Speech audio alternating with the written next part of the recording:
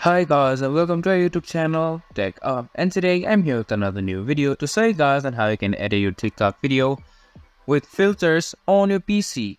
To do so, first of all, you just have to log into your TikTok account like I already did.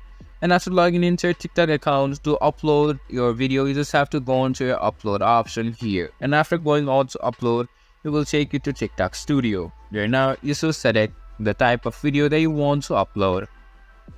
And after selecting your video upload and opening it up, you can see that it will take you to this kind of screen where you can edit your description, add cover. You can also see you can watch your video and also schedule a post as well. But to edit your video, you can see an option for edit video on the right hand side of the screen.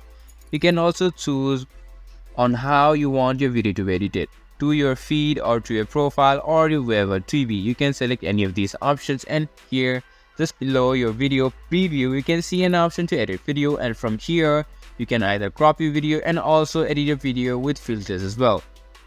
And this is how you can edit your video on TikTok from your laptop with filters. This was this video, and I hope you guys find our video helpful.